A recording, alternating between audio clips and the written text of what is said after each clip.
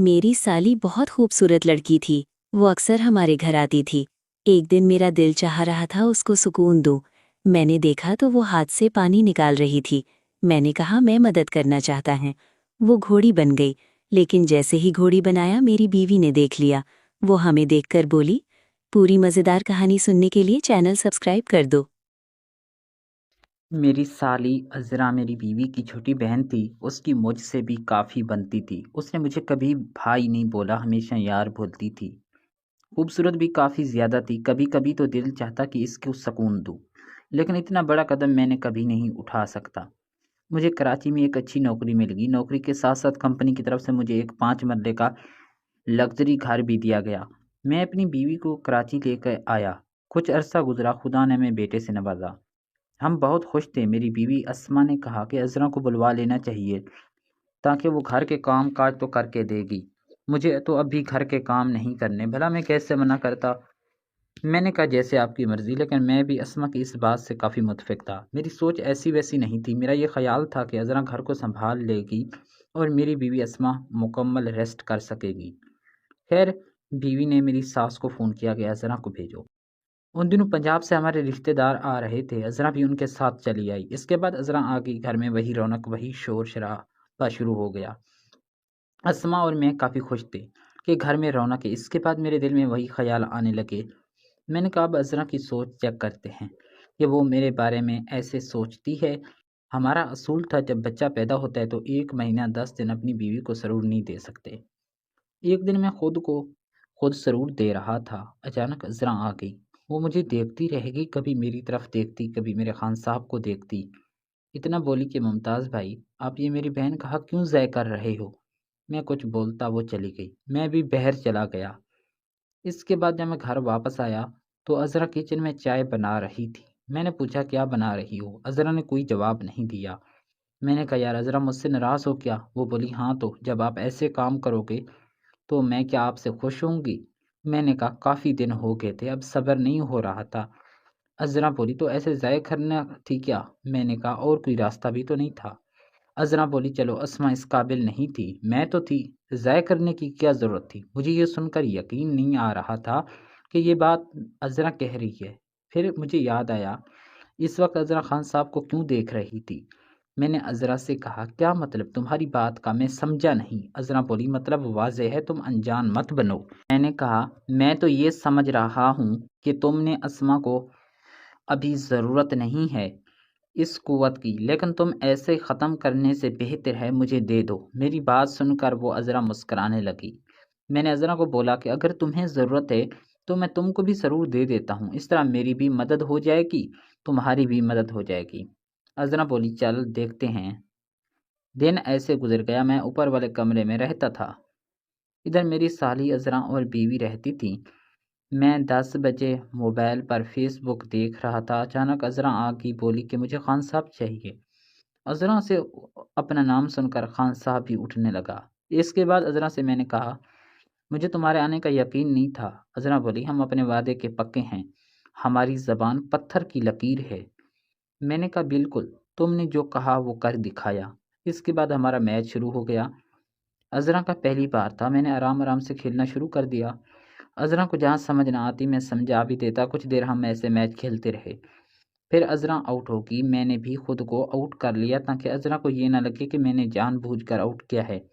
अज़रा बोली मुझे काफ़ी अच्छा सरूर मिला है। एक बार तो मैंने अस्मा के साथ तुम्हारा मैच भी देखा है। मैंने कहा तुम तो बड़ी छुपी रोस्तम निकली हो यार। अगर इतना ही ज़रूरत थी तो उस वक्त मुझे कह देती, मैं तुमको सुकून फराहम करता। अज़रा बोली नहीं, हर चीज़ का एक वक्त होता है। वैसे आज मुझे बहुत आराम मिला है। इसके बाद अज़रा चली गई। मैं बहुत खुश था कि अज़रा को भी हासिल कर लिया। अच्छा मैं आपको बता दूं, अज़रा थी तो मेरी साली, लेकिन थी वो गांव की सबसे खूबसूरत लड़की, जिसको पाने की हर लड़का चाहत रखता था। खैर मेरा काम हो गया। अगले दिन पीर का था, इसलिए मैं ड्यूटी पर चला गया। वहाँ कंपनी का कोई मसला चल रहा था, इसलिए कंपनी को कुछ दिन बंद रखा गया। सब मुलाजिमीन को छुट्टियाँ दे दी गई। फिर मुझे तो दोहरी खुशी थी कि मैं अज़रा के साथ मैच लगा पाऊँगा। मैं घर चला आया, देखा तो अज़रा उस अस्मा बातें कर रही थी। मैंने अस्मा को बोला आज एक अच्छी खबर है। अस्मा बोली वो क्या। मैंने बोला कि बॉस ने कुछ दिन के लिए तमाम मुलाजिमीन को छुट्टियाँ दे दी हैं। अज़रा मुस्कुरा कर बोली ये तो बहुत अच्छी बात है। عذرا نے میری طرف دیکھا جیسے بول رہی ہو کہ اب یہاں چھٹی نہیں کرنی۔ اس کے بعد میں نے کھانا کھایا اور اوپر اپنے کمرے میں چلا گیا۔ اسما سو گئی کیونکہ اسما کو ابھی زیادہ بات کرنے کی ڈاکٹر کی طرف سے اجازت نہ تھی۔ میں اپنے کمرے میں بیٹھا، اچانک عذرا آ گئی، بولی کیا صورتحال ہے؟ میں نے کہا آپ کے خیالات میں گم ہیں۔ مجھے دیکھ کر عذرا بولی اتنا خوشامد بھی اچھی نہیں ہوتی۔ میں ہنسنے لگا، میں نے کہا ہو نہ جائے ایک میچ۔ عذرا بولی یار میں تو آئی کھڑی ہوں، اب آپ کی مرضی ہے، باتوں میں وقت ضائع کرنا ہے یا کام شروع کرنا ہے۔ پھر ہم ایک خاص وقت میں داخل ہو گئے جہاں باقی خیالات انسان بھول جاتا ہے، میں بس سرور ہی سرور ہوتا ہے۔ کافی دیر ہم کھیل میں مصروف رہے۔ اس کے بعد عذرا بولی میں یہاں سے واپس کیسے جاؤں گی؟ مجھے تو آپ کی عادت ہو گئی ہے۔ میں نے کہا یار وہ وقت جب آئے گا دیکھا جائے گا، تم فی الحال لطف اندوز تو ہو۔ اس کے بعد عذرا چلی گئی، میں نیند میں مشغول ہو گیا۔ جب اٹھا تو نیچے آیا، اسما سے باتیں کی، اتنے میں عذرا چائے بنا کر لائی۔ میں نے کہا اسما عذرا کو نوکرانی رکھ لیتے ہیں۔ اسما عذرا کی طرف دیکھ کر مسکرانے لگی۔ عذرا بولی میری شرافت کا فائدہ نہ اٹھاؤ۔ میں نے کہا یار مذاق کی ہے۔ عذرا برتن دھونے چلی گئی۔ میں نے اسما کو کہا تم جلدی ٹھیک ہو جاؤ اب۔ اسما بولی صبر نہیں ہوتا کیا تم سے؟ میں نے کہا یار تم کو میرا تو پتہ ہے، میں تمہارے ساتھ چھٹی بہت کم کرتا تھا، یا میری دوسری شادی کروا دو۔ اسما بولی ہاں کرواتی ہوں تیری شادی۔ پھر شام ہوگی، میں نے کھانا کھا کر اوپر چلا آیا۔ کچھ دیر کے بعد عذرا کی بولی کیا ارادہ ہے؟ آج چھٹی کرنی ہے۔ میں نے عذرا سے کہا جب چاند سامنے ہو تو پھر کوئی چھٹی کرتا ہے کیا؟ عذرا بولی زیادہ مسکے نہ لگاؤ، کام کی طرف توجہ دو۔ میں نے کہا تم نے تو توجہ ہی تو ہے، بار بار آ جاتی ہو۔ پھر ہم نے میچ لگایا۔ عذرا کافی حد تک سیکھ چکی تھی، اس لیے اب مجھے بتانا نہیں پڑ رہا تھا، وہ اپنا کام خود ہی کر لیتی تھی۔ عذرا کو پانی کا خواب پورا ہوا۔ اس کے بعد ہم اکثر ایک دوسرے کی مدد کرتے تھے۔ پھر آہستہ آہستہ اسما بھی اب ٹھیک ہو چکی تھی، لیکن ہمارا دھیان ابھی اس طرف گیا ہی نہیں تھا کہ اسما ہمارے بارے میں یہ سب جان سکتی ہے۔ ہم بے تکلفی میں ایک دوسرے کے ساتھ خاص اوقات گزارتے تھے۔ ایک دن ہم کام میں لگے ہوئے تھے، اسما آ گئی اور وہ ہمارا میچ دیکھتی رہی۔ جب میچ لگا کر ہم دونوں ہی آؤٹ ہو گئے تو دیکھا کہ اسما کھڑی ہے۔ ہم اسما کو دیکھ کر دنگ رہ گئے۔ عذرا میں کھڑے ہوئے تھے، اسما میں دیکھ کر مسکرا رہی تھی۔ میں کچھ بولنے والا ہی تھا کہ اسما بولی بس بس، مجھے صفائیاں دینے کی ضرورت نہیں ہے، مجھے پہلے دن سے ہی پتہ لگ گیا تھا، تمہاری باتیں سب مجھے سنائی دیتی تھی۔ میں نے تم کو یہ سوچ کر کچھ نہیں کہا کہ گھر میں ناراضگی والا ماحول نہ بنے، میں تم دونوں پر کوئی ناراض نہیں ہوں۔ اس کے بعد اکثر اسما بھی ہمارے ساتھ شامل ہو جاتی تھی۔ اگر کہانی اچھی لگی ہو تو چینل کو سبسکرائب لازمی کر دیں، سبسکرائبر کی مجھے ضرورت ہے، پلیز سبسکرائب کر دو۔ یہ ایک فنکشنل کہانی ہے، اس میں تمام کردار فرضی ہیں۔ ہمارا مقصد آپ کے خوبصورت چہروں پر مسکراہٹ لانا ہے۔ کچھ الفاظ ڈبل میننگ پر مشتمل ہوتے ہیں لیکن ان کا مقصد پاک ہوتا ہے، کوئی غلط فہمی کے طور پر نہ لے۔ شکریہ، چینل کو لازمی سبسکرائب کر دیں۔ میرا نام اسما ہے اور میرا تعلق لاہور کے ایک مذہبی گھرانے سے ہے۔ بہن بھائیوں میں میرا دوسرا نمبر ہے، میرا ایک چھوٹا بھائی اور ایک بڑی بہن ہے۔ میں نے نرسری سے لے کر 5ویں تک کی تعلیم میں نے ایک نزدیکی گرلز سکول سے حاصل کی۔ میں گھر میں سب سے لاڈلی تھی، سب بہت پیار کرتے تھے۔ جس کے بعد میرا داخلہ ایک اسکول میں کروا دیا۔ جب میں اسکول سے فارغ ہوئی تو میری عمر 21 سال ہو چکی تھی اور میں اسکول کی ڈگری کے ساتھ ساتھ میٹرک بھی مکمل کر چکی تھی۔ میں ایک ذہین لڑکی تھی اور وہیں پر اپنی تعلیم ختم نہیں کرنا چاہتی تھی بلکہ انٹرمیڈیٹ کرنا چاہتی تھی۔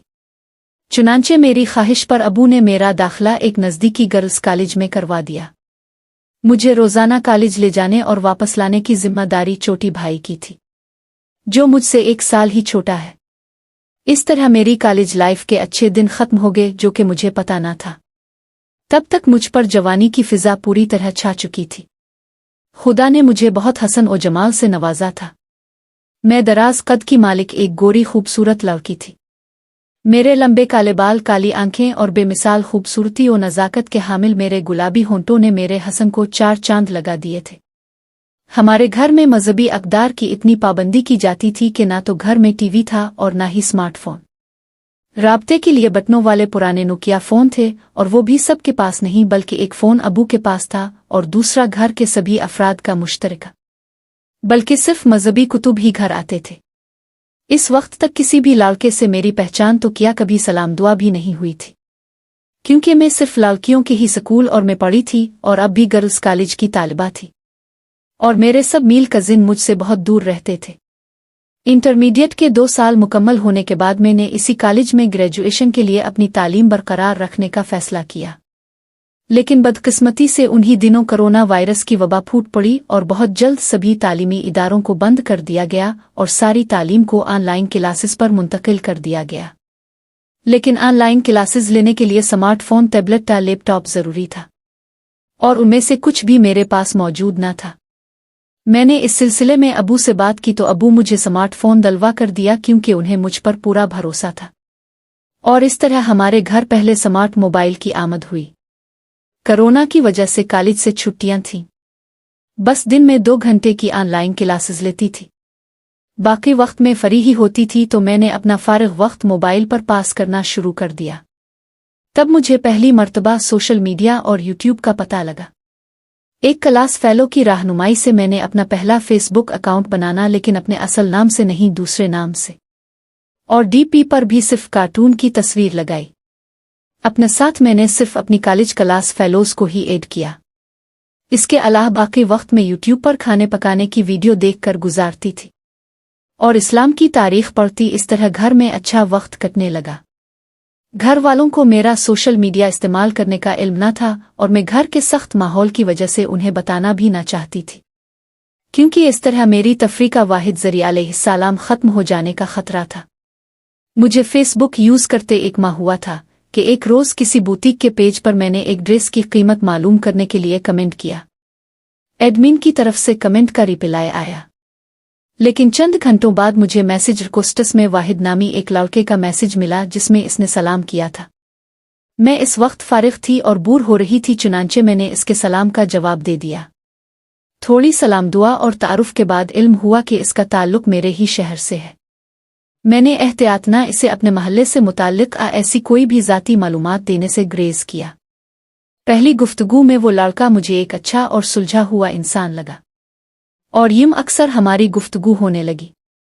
नामहरम से गुफ्तगू में एक अजीब लज़्ज़त होती है और एक मर्तबा हम गुफ्तगू शुरू कर दे तो वक्त गुजरने का एहसास ही नहीं होता और घंटों तक बात करता चला जाता है। शुरू में तो हमारी गुफ्तगू बिल्कुल रस्मी सी थी, बस तालीम, दिन के मामूलात, पसंद नापसंद और अपने मशागिल एक दूसरे से डिस्कस करना ही हमारा मामूल था। लेकिन जैसे वक्त गुजरता गया हम एक दूसरे के साथ करीब तर होते चले गए। एक रोज़ गुफ्तगू के दौरान वाहिद ने मुझसे पूछा कि मेरे पसंदीदा ड्रामा, सीरियल और मूवीज़ कौन सी है, लेकिन मेरे पास कोई जवाब न था, क्योंकि मैं अब तक उन चीज़ों से नामालूम थी। ये जानकर इसे हैरत हुई कि फिल्म और ड्रामा जैसी कोई चीज़ मेरी ज़िंदगी का हिस्सा नहीं। इसने अपनी पसंदीदा कुछ फिल्मों और ड्रामों के नाम बताए और मुझे मशवरा दिया कि मैं उन्हें देखूं, इससे वक्त अच्छा कट जाएगा। मैंने अपने मोबाइल पर उन फिल्मों ड्रामा को सर्च किया और देखना शुरू किया। इस तरह टाइम पास के लिए एक नया दिलचस्प रास्ता मेरे हाथ आ गया। जब फिल्म की दुनिया से मेरी आशनाई हुई तो तब पहली मर्तबा एहसास हुआ कि दुनिया कहाँ की कहाँ पहुँच चुकी है। इंडियन मूवीज़ में अलिफ एक्ट्रेसेस को जीन्स, शर्ट, साड़ी और स्कर्ट जैसे लिबास पहने देखकर मुझे अंदाज़ा हुआ कि दुनिया कितनी मॉडर्न हो चुकी है। चंद इंडियन मूवीज़ के बाद मैंने एक इंग्लिश फिल्म देखना शुरू की, जिसकी स्टोरी काफ़ी दिलचस्प लगी। चंद दिन बाद फैसल से बात हो रही थी और इस दौरान इसने मुझसे पूछा कि मैंने इसकी बताई फिल्म्स देखी या नहीं, तो मैंने इसे बताया कि बहुत अच्छी थी फिल्म्स। गुजरते दिनों में हम एक दूसरे के करीब तर होते गए और ज्यादा खिलकर बातें करने इस दुनिया पर लगे। एक दिन फैसल ने मुझे अपनी कुछ तस्वीर भेजे। वो अच्छा खासा हैंडसम लड़का था। साथ ही इसने मुझसे कहा कि मैं भी इसको अपनी तस्वीर दिखाओ। थोड़ा बहुत डर के बाद मैंने इसे अपनी कुछ तस्वीर भेज। इसे मेरी तस्वीर देखें और मेरी बहुत तारीफ की। ये सब सुनकर मैं शर्मा सी गई। मुझे जिंदगी में पहली मर्तबा अपने हसन और जमाल की तारीफ मिल रही थी और मुझे ये सब अच्छा लग रहा था। इसके बाद आहिस्ता आहिस्ता वॉइस कॉल और वीडियो कॉल तक बात पहुंच गई। कुछ और वक्त में हम आपस में बहुत फ्री हो गए, जैसे बरसों से जानते हो एक दूसरे को। अब मुझे फिल्मों और ड्रामा में देखने की भी जेजेका खत्म होती जा रही थी और अब मुझे एक फैशन लगने लगा था। अब मैं और फैसल रात तक चीट किया करते और हर रोज की रही सही जेजेका भी दूर होती जा रही थी और अब हम बिला तकल्लुफ किसी भी मौजू पर बात कर लिया करते। अब हम अक्सर अपनी नई पिक्चर्स एक दूसरे को भेजते थे और हर दफ़ा ही वो मेरे हसन और खूबसूरती की तारीफ करता, जिससे मुझे पहली बार एहसास होने लगा कि मैं बेमिसाल हसन की मालिक एक खूबसूरत लड़की हूँ। और ये एहसास मेरे लिए बहुत अहम था। अब मुझे मूवीज में ड्रेसिंग बुरी नहीं लगती थी, बल्कि रफ्ता रफ्ता मुझे ये सब अच्छा लगने लगा। एक रोज मैंने फैसल को अपनी पिक्चर्स भेजें तो इसने कहा, तुम तो बिल्कुल ही ढीला और सादा सा लिबास पहनती हो, जवान लड़की हो, अपने लिबास में कुछ बदलो करो। जिस पर मैं हंसी और कहा, हमारे घर का माहौल तो तुम्हें पता ही है, अब कहाँ ऐसी ड्रेसिंग करूं। जिस पर फैसल ने कहा, तुम सबके सामने ऐसा कुछ भी नहीं पहन सकती, मगर अपना शौक पूरा कर सकती हो। मजीद इसने मुझे कहा कि औरत का आधा हसन इसके चेहरे में होता है, लेकिन आज के लोग खूबसूरत चेहरे पर इतना नहीं मरते जितने इसकी खूबसूरत पर मरते हैं। यही वजह है आज की लड़कियां ऐसे लिबास पर ज्यादा तवज्जो देती हैं कि उनका लिबास उनके खूबसूरती को खिलकर नुमायां कर दे। इसने जो कुछ कहा था वो सच था। मेरे पास कोई खूबसूरत कपड़े मौजूद न थे। मेरी अलमारी में कुछ पुराने कपड़े मौजूद थे जो अब मैं नहीं पहनती थी, मगर अभी तक उन्हें ज़ाय नहीं किया था। चुनांचे मैंने उन्हें ही अपना नया शौक पूरा करने के लिए इस्तेमाल किया। एक जूड़े को बहुत खूबसूरत बना दिया। उन सब लिबास को मैंने एहतियात से कमरे में एक खुफिया जगह रख दिया ताकि उन पर किसी की नज़र न पड़ सके। और जब पहली मर्तबा मैंने दरवाज़ा बंद करके लिबास को ज़ेब तन करने के बाद आईने में खुद को देखा तो मैं देखकर हैरान रह गई। और जब मैंने अपनी वो पिक्चर्स फैसल को भेजें तो हैरान रह गया। हाय आसमा, आज तो बिल्कुल अलग लग रही हो। तुम तो किसी साहिल पर चली जाओ तो पानी में भी आग लगा दो, फैसल ने तस्वीर देखने के बाद कहा। इसके बाद हम दोनों ने आपस में मुलाकात का सोचा और एक दूसरे से मशवरा किया। कॉलेज बंद होने की वजह से अब मैं घर से नहीं निकल सकती थी। हुआ कुछ यूं कि दूसरे शहर में मेरे मामू का एक्सीडेंट हो गया, जिससे उन्हें बहुत ज्यादा चोटें आईं और डॉक्टर ने उन्हें 1 साल का मुकम्मल रेस्ट बताया। लेकिन ऐसे मौके पर पूरे खानदान का जाना तो लाजमी बनता ही है। चुनांचे यही हुआ कि सभी दूसरे शहर लाजमी जाएंगे, मामू की इयादत भी हो जाएगी और मामू की फैमिली से भी काफी अरसा मुलाकात नहीं हुई, कुछ वक्त उनके साथ भी गुजार लेंगे। लेकिन मैं भला इस मौके को कैसे जाने दे सकती थी। मैं बहाना करके घर में ही ठहर जाऊंगी और सब घर वालों के जाने के बाद फैसल को घर पे बुला लूंगी। जब मैंने फैसल से इस बारे में बात की तो इस पर वो खुश हो गया। अगली सुबह जब सब घर वाले दूसरे शहर जाने की तैयारी कर रहे थे तो मैंने कहा कि मैं उनके साथ नहीं जा सकती, क्योंकि कि मेरी पढ़ाई भी रुक जाएगी और मैंने कल केमिस्ट्री की बड़ी अहम क्लास अटेंड करनी है। लेकिन उम्मी ने कहा कि वो भी मेरे साथ घर रुक सकती हैं, लेकिन मैंने कहा कि बहुत ज्यादा तबीयत खराब नहीं है, बस रेस्ट की जरूरत है, अब सब बेफिक्र जाओ। लेकिन फिर भी उम्मी ने छोटी भाई को साथ रोकने और साथ न ले जाने का फैसला किया। सब घर वाल के जाने के बाद मैंने छोटे भाई को थोड़े पैसे दिए और वो बाहर मैदान में अपना बीट बॉल लेकर खेलने चला गया। फिर फैसल को मैसेज करके बताया, सब चले गए हैं, तुम जल्दी से आ जाओ, लिहाजा मैं जल्दी से तैयार हो रही हूँ। मैंने अलमारी से अपना गुलाबी रंग का न्यू सूट निकाला और जल्दी से मैं तैयार होकर इसका इंतजार करने लगी। मैं पहली बार फैसल से मिलने लगी थी और मैं इस मौके पर खुद को खूब संवार कर पेश करना चाहती थी। नथली और एयररिंग्स पहने और फिर बाल संवारने लगी। आधा घंटा गुजरा था कि मोबाइल पर मैसेज आया और मैंने मोबाइल देखा। फैसल का मैसेज था कि वो घर के करीब पहुंच गया है, तुम मेरे लिए दरवाज़ा खुला रखो ताकि मोहल्ले में किसी को शक ना हो। मैं दरवाजे की तरफ बढ़ी और अपने हाथों से दरवाज़ा खोला। फैसल दरवाजे के पास आया, जो दरवाज़ा खोलते ही अंदर दाखिल हो गया। मैंने मुस्कुराते इसका इस्तकबाल किया और हम दोनों ने कर एक दूसरे को गिले लगाया। मैंने इसे सोफे पर बिठाया और फिर किचन में जाकर उसके लिए अच्छी सी दूध वाली चाय बनाई और फिर हम दोनों चाय पीते हुए प्यार भरी बातें करने में मसरूफ हो गए। जिंदगी में पहली मर्तबा किसी के साथ में मौजूद थी और मुझे इस पर खुशी थी। अब हम बिल्कुल एक दूसरे को देखते और बातों में मगन थे। इसी दौरान फैसल को याद आया कि तुम्हारे लिए एक तोहफा लाया हूं।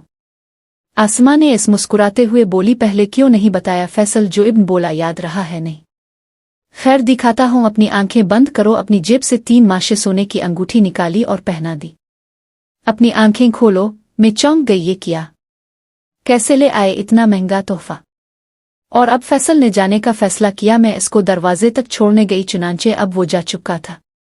और फिर अगले दिन जिंदगी की खूबसूरत सुबह का आगाज शुरू होता है।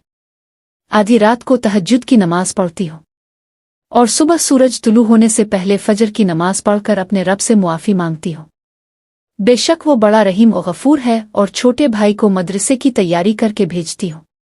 मेरी बहुत तबीयत खराब होती है, साथ ही घर की सफाई शुरू करती हूँ। लेकिन आज सुबह फैसल का कोई मैसेज नहीं आया था और मुझे ये भी महसूस हुआ जो बातें रात को फैसल ने की थी वो सिर्फ तसल्ली बख्श अल्फाज लफ्जों तक महदूद थे। अभी कुछ ही देर गुजरती है कि घर वालों की आमद हो जाती है। इनको पानी पिलाती हो, वो अभी पानी नहीं पीते।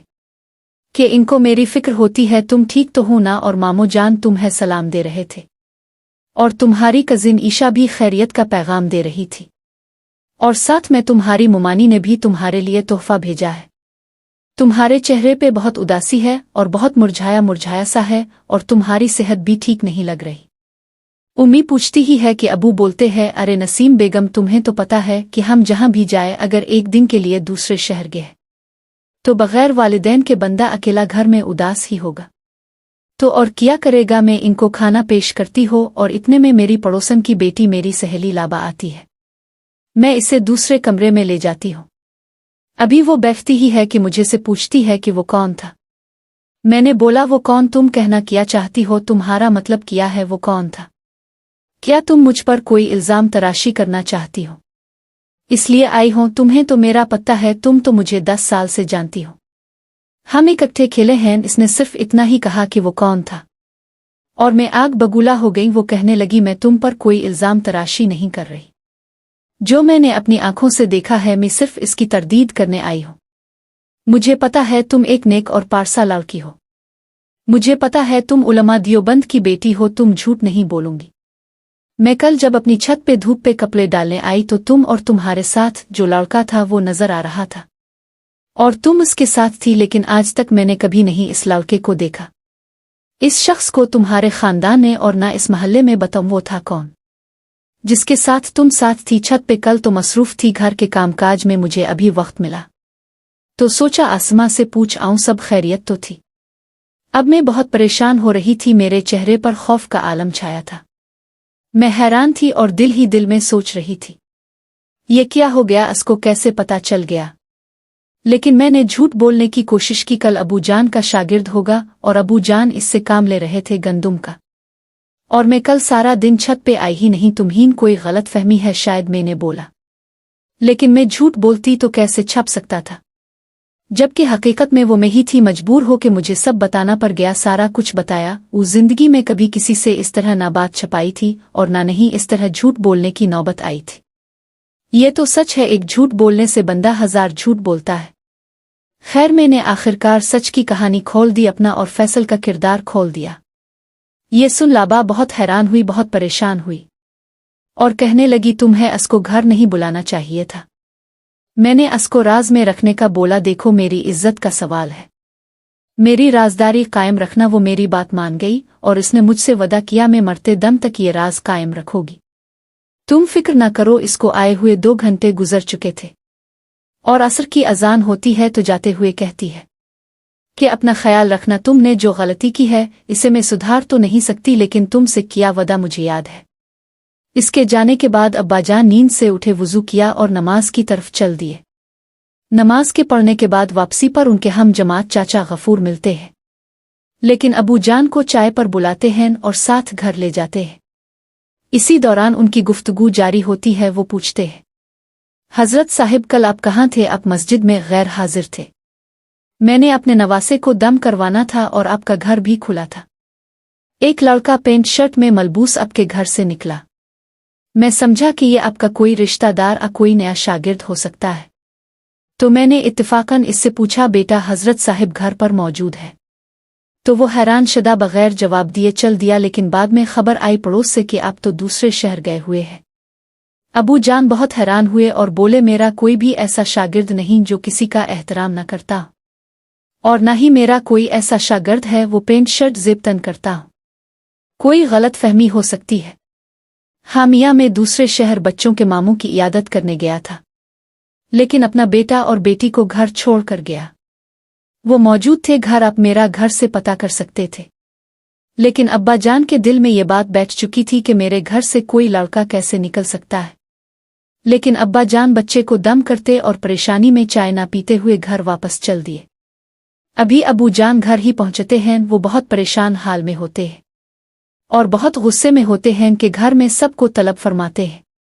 मैं और उम्मी हाजिर होते हैं। उम्मी ने कहा, अल्लाह खैर, ऐसी क्या क़यामत आ गई जो आप इतने गुस्से में घर में दाखिल हुए? सब खैरियत तो है? अबू गुस्से में पूछते हैं, हमारे जाने के पीछे साथ वाले चचा गफूर ने हमारे घर से एक नौजवान लड़का जो पेंट शर्ट में मलबूस था उसको निकलते देखा। अरे नसीम बेगम, पूछ अपनी बेटी से हमारी गैर मौजूदगी में ऐसा कौन सा शख्स था? किसकी जुर्रत जो हमारे घर आया? ये कैसी बात कर रहे हैं? उम्मी ने कहा, कोई अनजान लड़का हमारे घर क्यों और कैसे आएगा, क्या करने आएगा? आखिर यहाँ बस नसीम बेगम, बस मैंने तुमसे जवाब तलब नहीं चाहा। अपनी बेटी से पूछो जरा, आखिर कौन आया था यहाँ हमारी गैर मौजूदगी में? जो आज पड़ोसी गफूर ने इत्तेफाकन ये अल्फाज बयान किए। अबू जान का ये रूपदार गुस्सा से मुझे बहुत डर लग रहा था कि जैसे क़यामत ही टूट पड़ी हो। मेरे आंखें नीचे झुकी हुई थी और हाथ कांप रहे थे। मैं बहुत ही तहजीब में खड़ी थी कि अचानक मेरी आंखों के सामने अंधेरा छा जाता है और सर घूमने लगता है और मैं वहीं बेहोश हो जाती हूँ। लेकिन उम्मी भागते हुए पानी का गिलास लाती हैं और कहती है, ये कैसा तरीका है? बाहर की बयानी पर अब बिला जवाज घर में गुस्सा कर रहे हैं। क्या आपको हमारी बेटी ऐसी लगती है? मुझे उम्मी बेड पर सीधा करती हैं और आधे घंटे बाद मैं होश में आती हूँ। मुझे बहुत तेज बुखार होता है, मेरे सर में दर्द होता है। उम्मी मेरे माथे पर पानी का कपड़ा रखती है, बुखार कम करने की कोशिश करती है, दवाई खिलाती हैं और नींद में सुला देती हैं।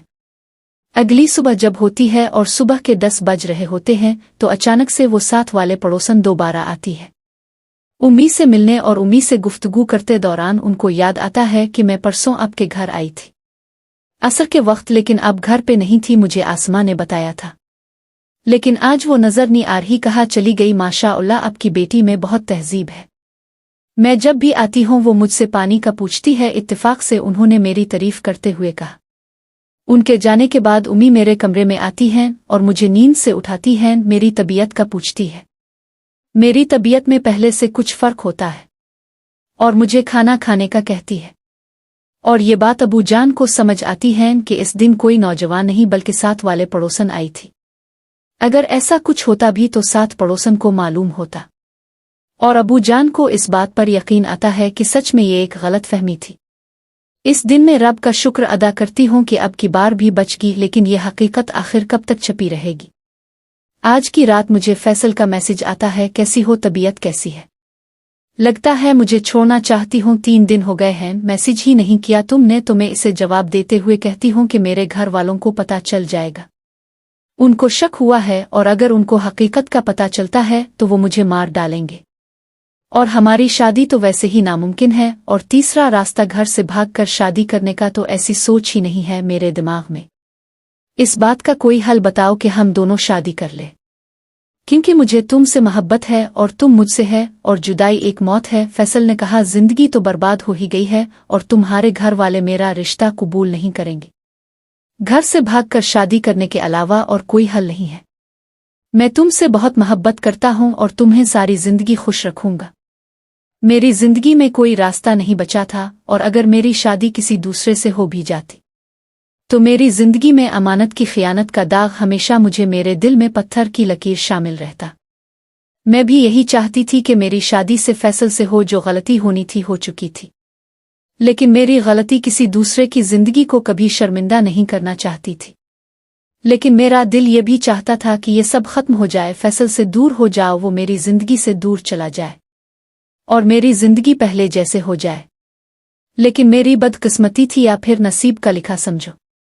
होता कुछ यूं है, हमारे खानदान में एक रिश्तेदार वालों की आमद होती है कि मेरे खानदान से मेरा एक रिश्ता आता है जिनका ताल्लुक हम जैसे शरीफ और तहजीबदार घराने से होता है और लड़के का एक कपड़े का कारोबार होता है। मेरी उम्र को देखते हुए और मेरी पढ़ाई को मद्देनजर रखते हुए अबू जान रिश्ते के लिए थोड़ा वक्त लेते हैं। अबू जान सोचते हैं कि अगर रिश्ता हो जाता है तो निकाह हो जाए और रुखसती ठीक 7 माह बाद हो जाए, ताकि बेटी की डिग्री भी पूरी हो जाएगी। इस बातों का उम्मी से मशवरा कर रहे होते हैं। उम्मी भी इस बात को मान जाती है और रिश्ते के लिए उनको कबूल का जवाब देते हैं। लेकिन मुझसे मेरी मर्जी के बारे में नहीं पूछा जाता। मुझसे बस यही कहा जाता है कि हम तुम्हारा एक मुअज़्ज़ज़ घराने में रिश्ता कर रहे हैं, जो कि हमें उम्मीद है कि तुम सारी जिंदगी खुश रहोगी। हमारे इस फैसले पर जी मैं बड़े एहतराम से बोलते हुए आपका फैसला सर आंखों पर इंशाअल्लाह आपका फैसला हमेशा की तरह मेरे लिए बेहतरीन से बेहतर होगा। ये सब बात मैं फैसल को बताती हूँ और ये भी बोलती हूँ इस्मा की 22 तारीख को मेरा निकाह है और तुम मेरे लिए कुछ नहीं कर सके। तुम्हारे अल्फाज सिर्फ अल्फाज ही रहे, मैं क्या करता, मैं तो आज भी तुम्हें कबूल करना चाहता हूँ। मुझे पता है कि मेरा ताल्लुक एक मुस्लिम और गैर मुस्लिम खानदान से है, लेकिन मेरी निस्बत तो मुसलमान घराने से है, लेकिन मैं रिश्ता भेजता तो भेजता कैसे? तुम्हारे घर के आंगन में गैरों का इजाज़त ममनू है। बात ये नहीं है कि हम गैर हैं और तुम्हारी घर की तहजीब हमें अंदर दाखिल तक नहीं होने देगी। बात यह भी नहीं है, लेकिन हकीकत यह है तुम्हारे घर की तहजीब मुझे कभी कबूल नहीं करेगी। निस्बत से मैं भी मुसलमान हूँ, मेरा मसीह मज़हब से कोई ताल्लुक नहीं मानता हूँ, तरबियत एक मसीहा हाथों में हुई, लेकिन तुम्हारे घर को ये बात मेरी कभी समझ नहीं आएगी। मानता हूं कि मैंने भी गलती की है, मैं शर्मिंदा हूं अपनी गलती पे, लेकिन गलती इंसानों से ही होती है। अगर मेरा बस चलता तो मैं कभी तुमसे मिलता ही ना। मेरी वजह से आज तुम परेशान हो, लेकिन मैंने फैसल से कहा हमारी राह और मंजिल एक दूसरे से अलग है। मैं अपनी वालिदैन की इज्जत का एहतराम करती हूँ और मजीद कोई गलत फैसला नहीं करना चाहती हो, और आज के बाद मेहरबानी करके मुझे मैसेज नहीं करना। जो हुआ मैं उसको भूल जाना चाहती हूँ कि हम कभी मिले ही नहीं और ये एक बुरा ख्वाब था बस। ये मेरा आखिरी मैसेज होता है फैसल को, लेकिन फैसल इस बात पर बहस और मुबाहसा जारी रखता है कि तुम बेवफा हो, तुमने तो साथ जीने और मरने की कसम खाई थी, तुम कैसे भला मुझे छोड़ कर जा रही हो। लेकिन मैं इसे आखिर में ये कहती हूँ कि ऐसा कभी नहीं हो सकता। अगर तुम्हारे वालिद मोहतरम जिंदा होते, क्योंकि वो एक मुसलमान थे, तो वो इस बात को समझ सकते और तुम्हारा रिश्ता लेके आते। तुम अपनी वालिदा को भेजो भी सही, तो हमारा घराना सिर्फ उनको पानी तक महदूद कबूल करेगा, इससे ज्यादा और कुछ नहीं हो सकता। ये सब कुछ कहकर मैं इसे ब्लॉक कर देती हूँ और मैं सब कुछ बोलना चाहती थी। अपनी जिंदगी में जो हुआ बस वो एक बुरा ख्वाब था और अपनी जिंदगी को दोबारा अच्छे कामों की तरफ राग़िब करना चाहती थी। 2 दिनों बाद फैसल का दूसरे नंबर से मैसेज आता है, आसमा तुमने अच्छा नहीं किया, तुमने मेरी जिंदगी बर्बाद कर दी। मैं तुम्हारे साथ जिंदगी जीना चाहता था, मेहरबानी फरमाकर मुझे मैसेज का जवाब दो। लेकिन मैं इसको दूसरे नंबर से भी ब्लॉक कर देती हूँ। मजीद मैं इससे कोई राबता नहीं रखना चाहती थी। जैसे वक्त गुजरता गया, मेरे निकाह की तैयारियां जारी थीं और रुखसती 7 माह बाद थी, लेकिन ऐसा लग रहा था कि जैसे आज ही शादी का समा हो। घर में एक खुशी का समा था, मुकर्रर तारीख में मेरा निकाह हो चुका था और ऐसा महसूस हो रहा था कि मेरी जिंदगी में खुशियां दोबारा लूट कर आ रही है। निकाह के बाद एक दिन मेरे नंबर पर मैसेज आता है और मोबाइल छोटे भाई के पास होता है। वो पूछता है अब कौन हो, आगे से जवाब आता है कि मैं इंसान हूं और अपनी बीवी से बात कर रहा हूं। छोटा भाई मेरे पास मोबाइल लेकर आता है और कहता है कि आप ही किसी का मैसेज आया है। मेरे मंगेतर एहसन का मेरे नंबर पर मैसेज आता है, अस्सलाम अलैकुम किया। मैं इसे सलाम का जवाब देती हो और कहती हो कि मोबाइल छोटे भाई के पास था। एहसन 25 साल का निहायत तहजीबदार और मुअज़्ज़ज़ घराने से ताल्लुक़ रखने वाला लड़का था। इखलास का निहायत मीठा पेन और नर्म मिजाज रखने वाला था। वो अपने बारे में मुझे बताता है और मेरे बारे में मुझसे जानना चाहता था, लेकिन मजीद वो बात बढ़ाता चला जा रहा था कि मैं इसको मैसेज किया जवाब देना बंद कर देती हूँ। कुछ वक्त बाद उसका दोबारा मैसेज आता है, क्या तुम मेरे साथ खुश नहीं हो, क्या तुम मुझसे बात नहीं करना चाहती, क्या मैं तुम्हें पसंद नहीं हूँ। मैंने कहा ऐसी कोई बात नहीं है, लेकिन मैं किसी से आज तक मैसेज पे बात नहीं की। लेकिन इसने कहा कि अब तो हमारा निकाह हो चुका है और अब तुम मेरे नसीब में लिख चुकी हो और शरीयत के मुताबिक तुम मेरी बीवी बन गई हो। मैं इसको ठीक है का जवाब देकर बोलती हो कि मैं मसरूफ हो घर के काम में, फिर बात करते हैं। दूसरे रोज का दोबारा मैसेज आता है, मैं इससे दोबारा से मसरूफ हों का जवाब देती हूँ। इसी तरह 1 हफ्ता मुझे मैसेज करता रहता है और इसे मैं मसरूफ हों का जवाब देती रहती रही। इसी दौरान अगले हफ्ते वो मेरे घर आता है अबू जान को मिलने और मेरी मसरूफियात को देखने। अपने हमरा एक तोहफा साथ ले आता है। जैसे ये घर में दाखिल होता है तो इसे दूसरे कमरे में बिठा दिया जाता है। मैं उसके लिए एक अच्छी चाय और खाना पकाती हूँ। जैसे ही मैं कमरे में दाखिल होती हूँ पहले सलाम अर्ज करती हूँ और चा बड़ी छोटी हमजा पेश करती हूँ और उम्मी जान मुझे वहीं पर बैठने का कहती है। कुछ देर बैठने के बाद उम्मी जान वहां से उठ जाती हैं खाने का इंतजाम करने के लिए।